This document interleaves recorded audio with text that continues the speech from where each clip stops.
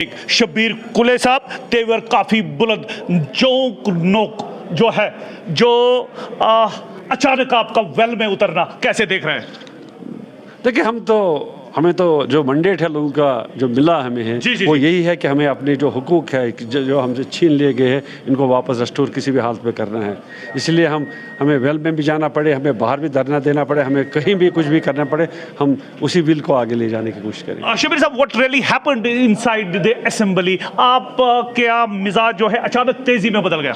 देखिए हुआ ये कि असेंबली के स्पीकर साहब जब मुंतखब हुए तो उससे सब अपोजिशन के जो भी मेंबरान लीडरान है या कोई अपोजिशन का उसको बोलने का मौका दिया। जी। पहले बीजेपी को दिया, उसके बाद सज्जाद गनी लोन को दिया, उसके बाद उसने तीसरी बार अब दिया हमारे तारिक आमिर साहब को, उसके बाद दिया परा साहब को। जी। सब ने बोला। अब परा साहब ने ये बात कही कि स्पीकर साहब मेरे पास एक लिफाफा है, मैं आप तक पहुंचाना चाहूँगा, इसके ज़रा इस पर गौर फरमाइए।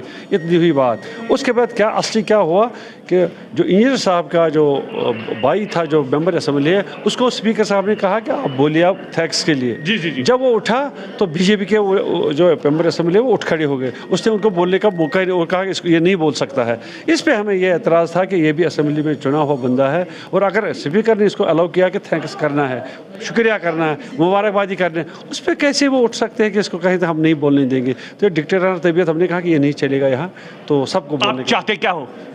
हम चाहते हैं कि रेस्टोरेंट ऑफ स्टेट हो, हर किसी को मौका मिले, वो चाहे कोई आपको अच्छा लगे ना लगे, तो असेंबली तो बेस्ट प्लेटफॉर्म है, लोगों ने जिसको चुना है वो अपने ख्यालात के इज़हार कर सकता है, इसमें कोई कदगन नहीं होनी चाहिए, सबको फेयर ट्रीटमेंट मिलना चाहिए। So overall you are satisfied with the overall day's proceedings?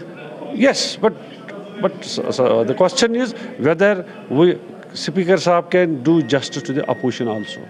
अगर उसने उसको अलाउ किया था बोलने का तो क्या बीजेपी के कहने पे उसको फिर बंद करेंगे, उसको नहीं बोलने देंगे? उसको चाहिए था कि उनको कहना बैठो नीचे, ये प्रोसीजर का मामला है, इसको थैंक्स करना है, इसको पहले बोलने दो, उसके बाद आपकी जो ऑब्जेक्शन होगी वो करने दें। लेकिन वो हुआ नहीं, उसने बेचारे ने फिर बोला कुछ नहीं। चलिए शब्बीर साहब, आपने हमारे साथ बात की, आपका बहुत बहुत शुक्रिया। शुपिया के आज़ाद उम्मीदवार शब्बीर कुले साहब पहली बार मुंतखब होके असेंबली के लिए, लेकिन जाहिर सी बात है यहाँ पे लोग इनकी आंखों के सामने और चाहते हैं इनके एहसासात और जज्बात की सही तर्जुमानी हो। अरब्रार के साथ इजाजत, खुदा हाफिज। Thank you.